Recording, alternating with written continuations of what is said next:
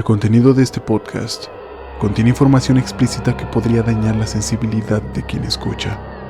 Se recomienda discreción. Sean bienvenidos a Rigor Mortis.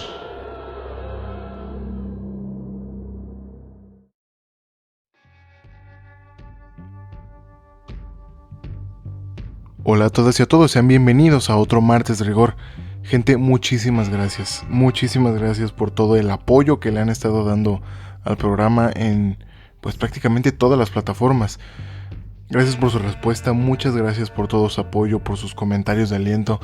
No saben la verdad cómo me levantan el ánimo y otra vez vuelvo con estas ganas de seguir creando. La verdad, este tipo de reglas en las plataformas a mí se me hacen bastante injustas. Yo entiendo que hay que respetar una comunidad y que la gente tiene que respetarse unos a otros, pero creo que sí deberían ser un poco menos exigentes con todo. Sobre todo este contenido que se está haciendo, hablando de este tipo de temas tan delicados, pues es para bien. Pero bueno, el día de hoy vamos a dejar descansar a los asesinos seriales por, aunque sea un episodio, porque les traigo una misteriosa desaparición. Hace mucho que no hablaba de misterios sin resolver y pues hoy toca.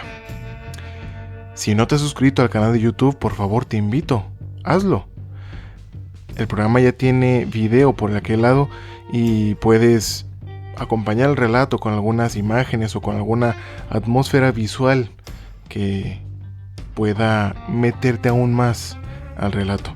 Si aún no te suscribes, por favor ve, suscríbete y activa las notificaciones para que te llegue un aviso cada vez que yo suba un episodio nuevo. Si me ayudas con eso, te estaré muy agradecido. Tengo que llegar a 1000 suscriptores. ¿Para qué? Para que me puedan pagar. Este programa lo hago con todas las ganas y lo hago porque me encanta, pero estaría bien recibir aunque sea un poco ahí del dinero que le he invertido. Entonces, si quieres ayudarme, suscribiéndote y viendo el programa por aquel lado, sería bastante bueno. Muchas gracias si ya lo hiciste. Sin más anuncios por el momento, vámonos directo al episodio. Ese es el episodio número 9 de la 4ª temporada, aquí, en Rigor Mortis.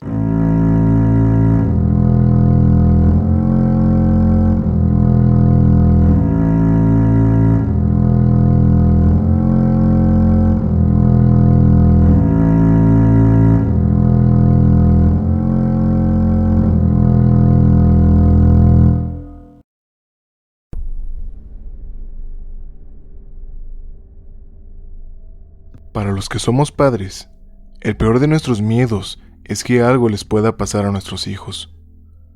Que alguien los pudiera lastimar o privar de la libertad, o incluso de la vida. Si quiere imaginarlo, los vellos de todo el cuerpo se erizan. Las razones para hacer daño a un niño son, como ya hemos visto, muy variadas. Desde deseos de venganza por sentimientos de frustración, pasando por deseos sexuales muy oscuros, pero incluso algunas pueden ser muchísimo peores, pudiendo ser víctimas de trata de personas. Para el episodio de hoy, les traigo un episodio que habla de esto precisamente. Hoy les presento la misteriosa desaparición de Johnny Gosch.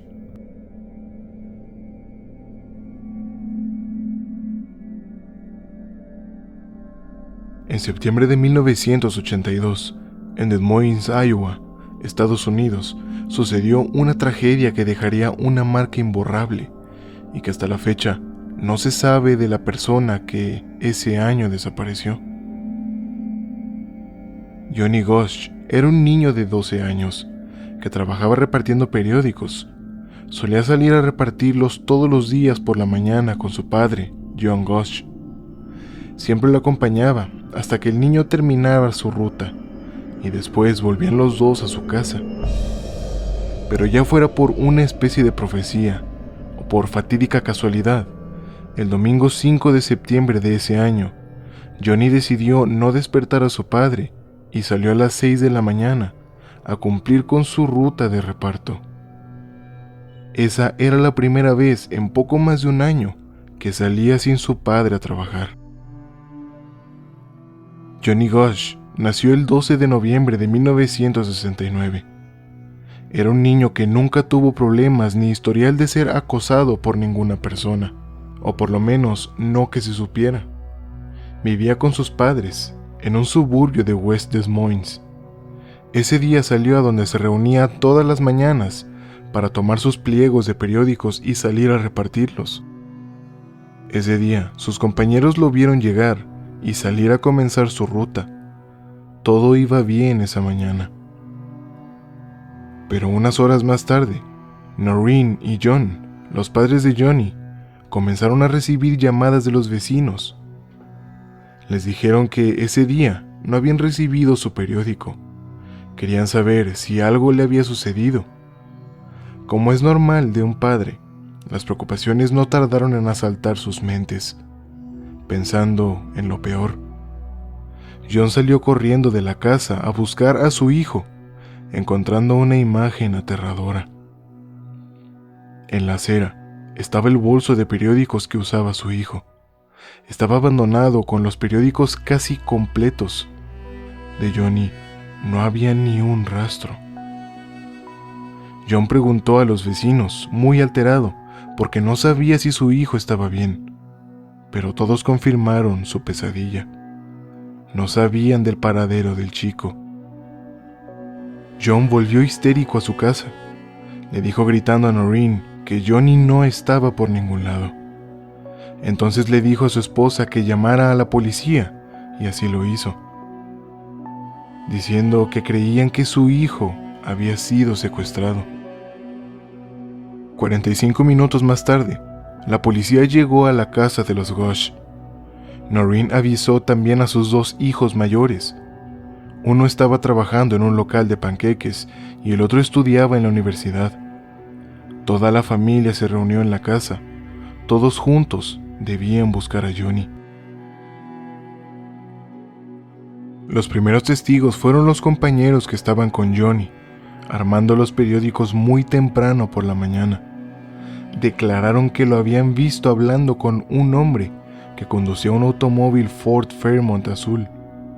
El hombre había apagado el motor, abrió la puerta del copiloto y sacó los pies hacia afuera, mientras les preguntaba dónde quedaba la calle 86. Pero Mike Seskis, de 16 años, dijo que a Johnny la situación no le había gustado nada, porque según su declaración le dijo: «Hay algo mal con ese hombre, me asusta, me voy de aquí directo a casa». Puso los diarios en su bolso y se fue. Todos estaban terminando sus paquetes y se dispusieron a marcharse. Mike escuchó ladrar un perro y, acto seguido, el conductor del auto encendió el motor, cerró de un portazo la puerta y, antes de irse, prendió y apagó las luces 3 veces, como si estuviera dando una señal a alguien. En ese momento, Mike levantó la cabeza y vio que Johnny se alejaba solo por la calle y observó a otro hombre salir de entre 2 casas. Ese hombre caminó detrás de Johnny, cuando el chico dio vuelta en la esquina, sin saber que le estaban siguiendo. Quedó fuera de la vista de Mike. Unos segundos más tarde, Mike escuchó otro portazo de una puerta de un auto y ruedas chirriando. Vio pasar el vehículo Ford de aquel desconocido hacia el norte, hacia las afueras de la ciudad. Todo eso sucedió alrededor de las 7 de la mañana, en un tiempo que, según Mike, no superó los 12 minutos. Cuando la policía llegó a la casa de los Gosch, Noreen tenía ya mucha información, incluyendo la declaración de los compañeros de su hijo y hasta una descripción de la apariencia del hombre que Mike pudo ver. Pero los investigadores no consiguieron más datos. Estaban en un callejón sin salida. La policía, desorientada, se resistía a pensar que el menor estuviera realmente secuestrado. Por esos años, las desapariciones de niños y adultos se trataban de la misma manera que ahora. Tenían que pasar 72 horas hasta que comenzara una investigación y se pensara en un secuestro. Los agentes preguntaron a los padres si alguna vez Johnny se había ido de su casa por su voluntad. Ellos, furiosos, respondieron que no. Los Ghosh, angustiados, organizaron rápidamente grupos con cientos de personas para rastrear la zona y se pusieron en contacto con el FBI y los medios de comunicación. El suburbio de Des Moines, por aquel entonces, tenía poco más de 22,000 habitantes. No podía ser tan difícil encontrar pistas, pero por desgracia, sí lo fue. La cara de Johnny se estampó en diarios, paradas de colectivos y colegios. Ahora todos sabían quién era Johnny Ghosh. El FBI, si bien mandaron un agente, les dijeron que no habían pruebas de que hubiera ocurrido un crimen, y por lo tanto, no podían actuar. Noreen y su marido contrataron a un investigador privado. La policía, confundida, en un momento hasta quiso detener al investigador privado. Las cosas no avanzaban y se tornaron muy oscuras. Por un lado, los padres querían hacer hasta lo imposible por encontrar a su hijo, pero por el otro, los oficiales estaban renuentes a aceptar que en un suburbio así y tan temprano pudiera ocurrir un secuestro. Ese día por la mañana, el día de su desaparición, salió vestido con una playera blanca que decía en la espalda Kim's Academy, pantalones deportivos, unas sandalias de hule azules y una bolsa de diarios amarilla con una tira que llevaba cruzada sobre el pecho. Días antes de la desaparición de Johnny, Noreen recordó que hubo un par de circunstancias llamativas. El 3 de septiembre, la familia fue a ver un evento deportivo en el colegio donde jugaría el hermano mayor.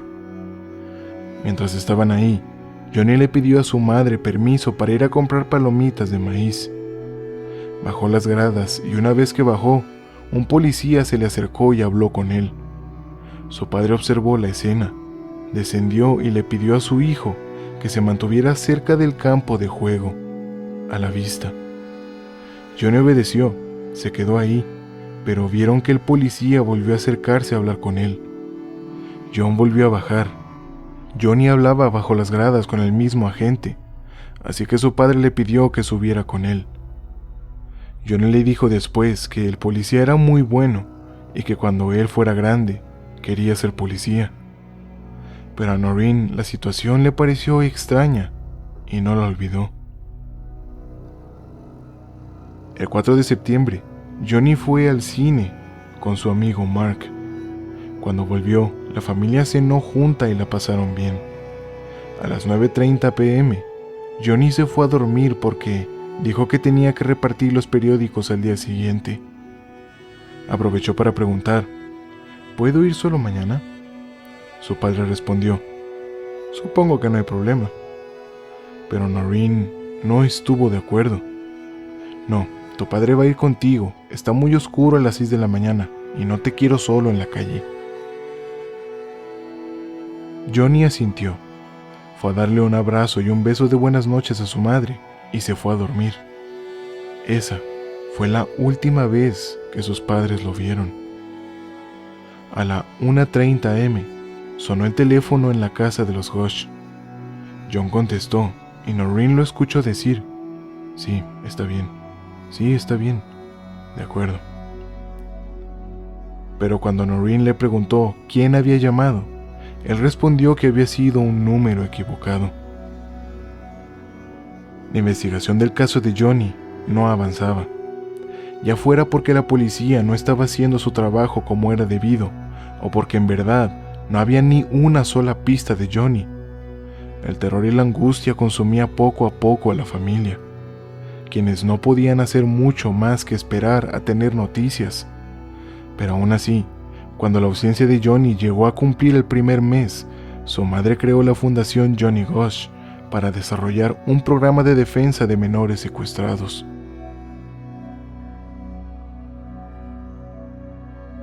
Unos meses después, Noreen Ghosh salió en los medios diciendo que su hijo había sido visto en Oklahoma. Una mujer había dicho que un niño le había pedido ayuda gritando mientras era arrastrado por 2 hombres, pero las pocas pistas que aparecieron no condujeron a ningún sitio. Pasaron un par de años sin ninguna pista sobre el paradero de Johnny, hasta que en 1984, casi 2 años después, desapareció otro chico. Al igual que Johnny, repartía periódicos en Des Moines y tenía 13 años. El chico era Eugene Wade Martin, nacido el 17 de agosto de 1970. El día de su desaparición, llevaba puestos unos jeans, una playera gris y blanca con mangas rojas y calzado con tiras blancas en diagonal. La última vez que lo vieron, estaba preparando su paquete de periódicos para repartirlos esa mañana. Era una tarea que solía hacer con su medio hermano mayor. Casualmente, al igual que Johnny, ese día estaba solo. La situación parecía tortura en contra de la familia. Era como si el fantasma de la desaparición de su hijo se hiciera presente, como un recordatorio de que ya iba a cumplir 2 años sin que pudieran encontrarlo. La situación impresionaba mucho, sobre todo porque quien fuera que hubiera secuestrado al chico tampoco dejó rastro alguno. Los testigos dijeron que Jean estuvo hablando con un hombre desconocido entre las 5 y las 5:15 de la mañana, en la calle 12 y Highway Drive. El hombre tenía entre 30 y 40 años, era de complexión mediana y llevaba un cuidado corte de cabello. La conversación parecía ser amistosa. El encargado de Jean encontró su bolso con 10 periódicos dentro. Cerca de las 7:15 de la mañana, llamó a la familia para decirles lo que estaba pasando y que había encontrado dicha bolsa abandonada en la esquina de la calle 14 y Highway Drive. El padre de Eugene llamó a la policía para reportar su desaparición. La búsqueda comenzó a las 8:40. Los agentes sospecharon desde el principio que algo malo había pasado y clasificaron la desaparición, ahora sí, como un secuestro desde el inicio. Enseguida, pensaron que el caso podía estar conectado con el de Johnny Gosch, ocurrido casi 2 años antes, pero a pesar de los esfuerzos, no pudieron encontrarlo.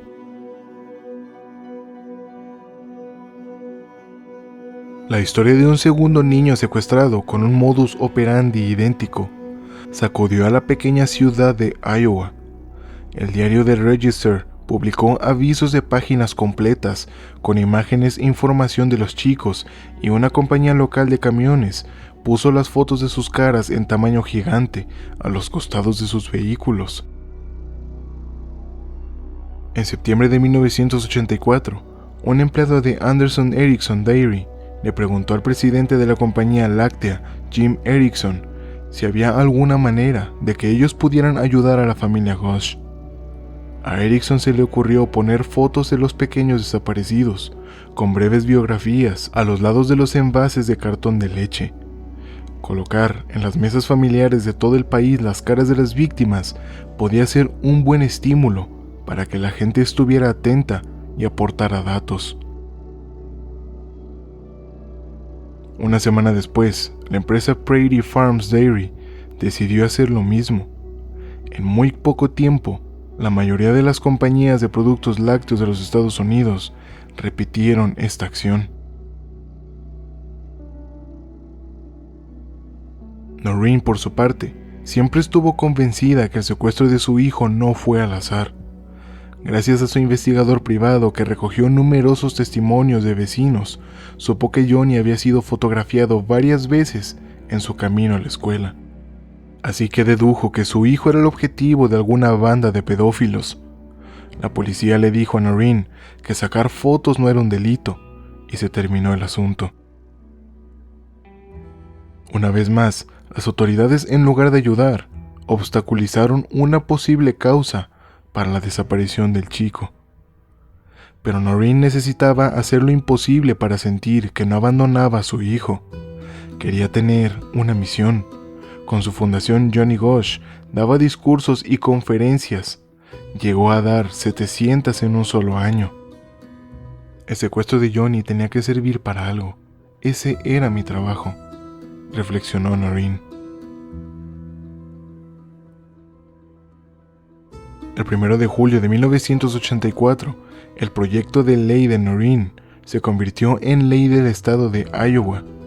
La nueva ley exigía que las autoridades investigaran de inmediato los casos de niños desaparecidos en los que se sospechaba la existencia de un rapto. 8 estados más la adoptaron. Noreen terminó hablando en el Congreso de los Estados Unidos, invitada por el presidente Ronald Reagan. Su dedicación a la búsqueda de su hijo y a trabajar por la seguridad de otros chicos que desaparecían a diario en Estados Unidos. Esa tarea era de tiempo completo. En 1985 apareció una nota escrita en un billete de $1. Decía, "Estoy vivo". El billete lo había recibido una mujer en una tienda de Iowa, quien reenvió el billete a la policía, pero no fue tomado en cuenta. Los detectives pensaron que era una broma.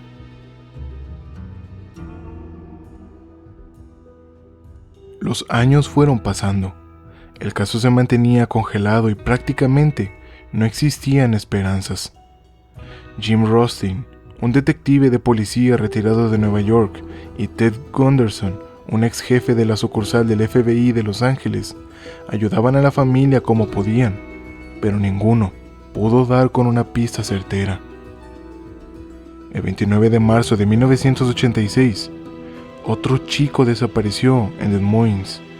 Mark Allen tenía 13 años y le dijo a su madre que planeaba caminar hasta la casa de un amigo, a pocas cuadras de su casa. Nunca llegó y jamás fue vuelto a ver. En 4 años, 3 chicos habían sido raptados sin dejar ni una sola pista sobre su paradero. Quien o quienes fueran, eran profesionales haciéndolo. El tiempo transcurrió, a pesar de que Johnny y los otros 2 chicos no aparecían. La vida continuaba, una vida amarga. En 1988, la familia recibió una carta supuestamente de Johnny, desde Idaho. Ahí decía que había sido secuestrado y obligado a hacer cosas terribles. Le habían teñido el pelo y le habían cambiado el nombre, pero sobre esto tampoco pudo probarse nada.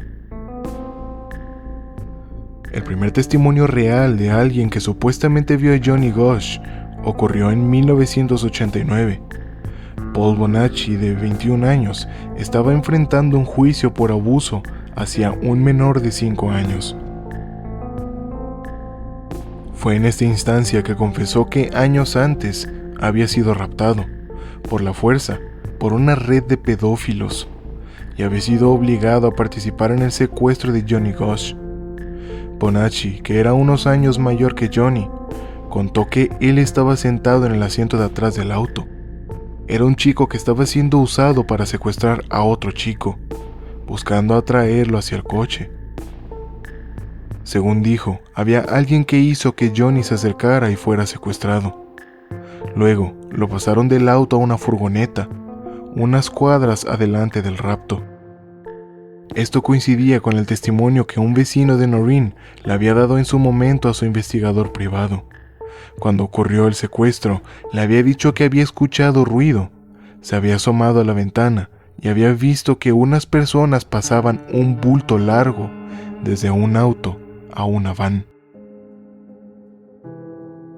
Según Bonacci, él era el señuelo con el que los adultos atraían a las víctimas jóvenes en centros comerciales y parques. Atrapaban chicos y los llevaban a lugares aislados para subastarlos entre los miembros de la misma red, por hasta $50,000. Bonacci habló también de orgías con las que participaban importantes congresistas, funcionarios públicos y autoridades policiales.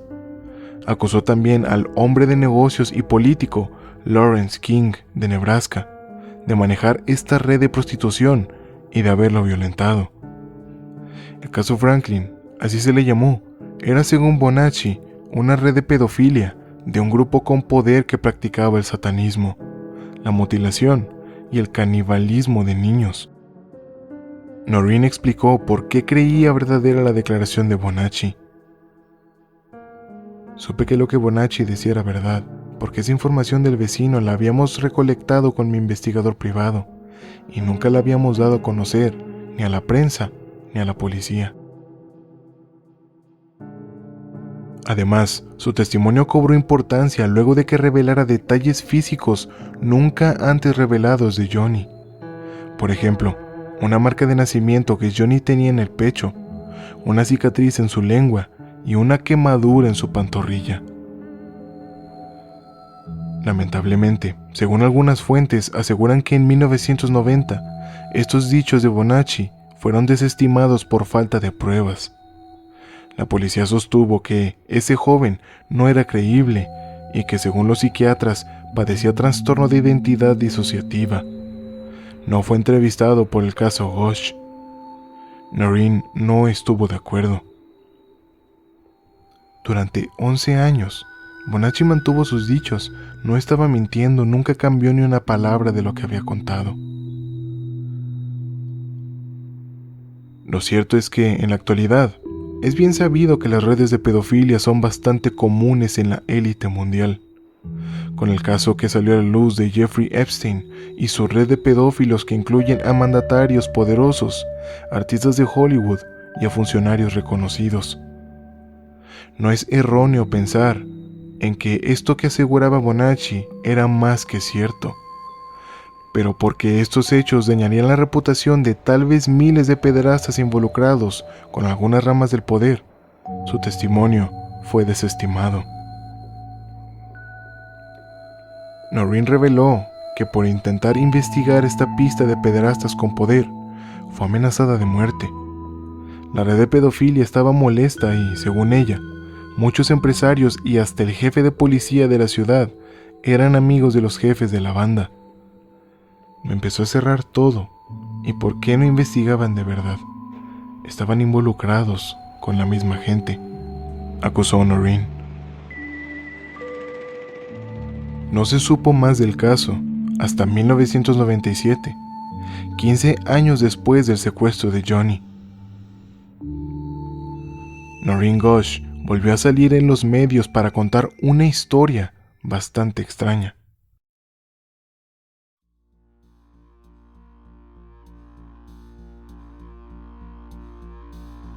Relató que una madrugada de marzo de 1997 la despertaron alrededor de las 2:30 am. Tocaron la puerta de su departamento y cuando abrió, ahí estaba Johnny, su hijo, ya con unos 27 años, acompañado por un hombre que nunca había visto antes. Dijo que su hijo le dijo que había sido secuestrado por una red de pedófilos y que había sido dejado de lado por ser mayor, pero que temía por su vida y que no era seguro para él volver a su casa. Noreen aseguró que reconoció de inmediato a su hijo, quien se levantó la camisa para mostrarle una marca que tenía de nacimiento en el pecho. Hablamos alrededor de 1 hora, 1 hora y media. Él estaba con otro hombre, pero no tengo ni idea de quién era esa persona. Yo ni miraba al tipo para obtener aprobación a la hora de hablar. No dijo dónde estaba viviendo ni a dónde iba. La noche en que vino aquí, llevaba pantalones vaqueros y una camisa, y se había puesto un abrigo porque era marzo. Hacía frío y su cabello era largo, hasta los hombros y teñido de negro. Luego dejaron la casa de manera abrupta y se fueron en un auto. Noreen llamó al FBI para que crearan una imagen robot de ese supuesto Johnny de 27 años. John, el padre de Johnny, quien por el secuestro de su hijo tuvo problemas en su matrimonio y ya estaba separado de Noreen, dijo no saber si esto había ocurrido o no, y otros pensaron que la visita podría ser cierta, pero que debía ser alguien simulando ser Johnny. 3 años después, Noreen publicó un libro basado en esta noche. ¿Por qué Johnny no puede volver a casa?, lo tituló. Sin pistas sólidas, las piezas del rompecabezas no terminaban de conformar una historia sólida. Los eventos extraños siguieron 24 años después. La mañana del 1 de septiembre de 2006, Noreen casi pierde la cordura cuando en la puerta de su casa encontró dentro de un sobre 3 fotos. Una a color que alguien le dejó. En las imágenes se veían 3 chicos de unos 12 o 13 años, atados y amordazados sobre una cama. Uno se parecía demasiado a Johnny. El adolescente tenía puestos los mismos pantalones que llevaba su hijo aquel día. ¿Por qué están haciendo esto?, se preguntó Noreen. ¿Cuál es el mensaje? Los investigadores, según ella, le dijeron que las fotos eran auténticas y que habían sido sacadas en la época del secuestro. Esto coincidía con lo que Noreen siempre había pensado. Su hijo había sido secuestrado por pedófilos. Pero el detective Nelson Salva, que trabajó en el estado de Florida, aseguró que esas fotos eran de un caso que él había estado investigando en Canadá antes de la desaparición de Johnny entre 1978 y 1979. Lo cierto es que Salva no pudo probar lo que decía, y Noreen sigue convencida de que esas imágenes son de su hijo. Salva dijo que ese caso no terminó en un arresto porque los chicos habían posado para las fotos voluntariamente y que no habían admitido que el adulto los hubiera tocado inapropiadamente. Salva no pudo dar más detalles, por lo que nada pudo probarse. Dijo: probablemente los padres encontraron las fotos y llamaron a la policía. Investigamos, identificamos a los chicos, pero ahí quedó todo. Una vez más, las autoridades obstaculizando la investigación. En lugar de tomarlo todo en cuenta e investigar a fondo, desestimaron cada prueba que llegaba. Parecía que estaban protegiendo a los captores en lugar de darle prioridad a encontrar a los 3 chicos que se sabía que habían sido secuestrados. Noreen y John se divorciaron en 1993. El padre de Johnny fue sospechoso durante poco tiempo, pero fue desestimado el caso. Las teorías sobre lo ocurrido, que claro, son incomprobables hasta hoy, son las siguientes. La primera es que el secuestro fue organizado por una red de pederastas, integrada por policías y gente con mucho dinero y poder. Esto por lo que John declaró, pues Johnny estaba hablando un día antes con un policía mientras el juego de su hermano estaba en curso. La segunda, que el padre de Johnny podría haber estado involucrado en esta red por las extrañas llamadas telefónicas en la madrugada. Y la tercera, que Johnny Gosch está vivo y se cambió el nombre para proteger a su familia y no revelar información que pudiera ponerlos en peligro. Esto se refuerza por la constante obstaculización de las autoridades y la renuencia a investigar el caso, costara lo que fuera. Noreen, luego de su divorcio, alimentó la idea de que su exmarido era abusivo y cruel. En su libro, contó que él llevó una vez a Johnny a una base de la Fuerza Aérea y que su hijo había regresado con pérdida de memoria. Dejó sembrada la duda sobre que podría haber estado involucrado con la gente que secuestró a su hijo. Pero lo cierto es que ni los otros hijos de la pareja, ni el resto de la familia de Noreen hablaron de que John fuera un hombre abusivo o violento. Esas teorías probablemente sean fruto de la paranoia que Noreen siente, por no poder encontrar respuesta del paradero de su hijo, y probablemente, aunque comenzó con pruebas sólidas, estas fueron deformando en hipótesis cada vez más descabelladas. Al día de haber subido este episodio, han pasado casi 41 años desde que Johnny desapareció. Noreen no se resigna y hasta hoy se muestra convencida de que su hijo está vivo. Espera que algún día Johnny, adulto, pierda el miedo y vuelva a tocar la puerta, que su hijo vuelva con ella y que, de algún modo, pueda recuperar esos años perdidos. Mientras viva, para ella, la esperanza será siempre su bien más preciado, y el motor que la empuje a seguir luchando.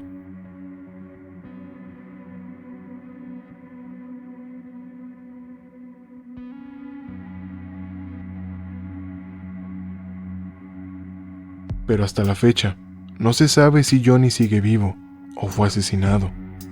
A su vez, de Eugene y Mark tampoco se sabe nada. Es como si se hubieran evaporado, como si la tierra se los hubiera tragado. Podríamos ponernos en los zapatos de Noreen y también de John, así como de los demás familiares y de los padres de los otros dos chicos. La triste realidad, por lo menos en mi México mágico, es que son cada vez más padres que saben exactamente lo que se siente no saber nada de sus hijos por décadas. Es un problema de seguridad y me atrevo a decir que es mundial. La trata de personas siempre ha existido desde que los esclavos eran vendidos, pero lo que resulta más escalofriante es que los sistemas del orden, de justicia y del entretenimiento están profundamente involucrados. Ya sea un Jeffrey Epstein, un Dan Schneider o incluso el clan Trevi Andrade, la red de trata de infantes está más latente que nunca. Incluso ahora que se destapó esa cloaca en Estados Unidos, pues ni de Epstein ni de Ghislaine Maxwell se supo mucho, pues a uno lo suicidaron y a la otra la silenciaron, todo quedando como un secreto que jamás se podrá revelar. Pero lo cierto es que aunque estos líderes oscuros caigan, esa red no desaparecerá, pues siempre pasan la antorcha a alguien más, y esos a su vez la seguirán pasando. ¿No queda nada más que desconfiar hasta del sistema que se supone nos debe proteger? Parece que la respuesta a esa pregunta es un sí rotundo, un sí muy triste y lleno de impotencia. Si el episodio te gustó, por favor, te invito a que te suscribas al canal de YouTube, a que sigas al programa en sus redes sociales o a que lo sigas en la plataforma de podcast donde lo estés escuchando. Por favor, déjame tu opinión. Quiero saber qué opinas acerca del programa, acerca de los casos, y si tienes algún caso en mente, por favor, déjamelo en recomendaciones en la caja de comentarios. Gracias por prestarme su tiempo y sus oídos. Esto fue Rigor Mortis, yo fui Eduardo Miranda, y ustedes son asombrosos. Hasta la semana que viene.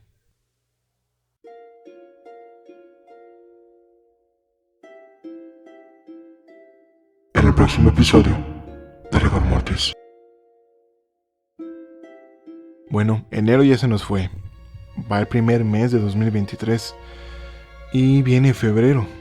Para la gente que es nueva, que se acaba de suscribir, que acaba de encontrar el programa, bueno, el año pasado hice un recopilatorio de crímenes pasionales. Y bueno, ya que febrero es el mes del amor y la amistad, pues la verdad cae como anillo al dedo. Así que para el mes de febrero será de crímenes pasionales. El próximo episodio tratará del primer caso de estos. Si no te lo quieres perder, por favor, vuelve aquí la semana que viene.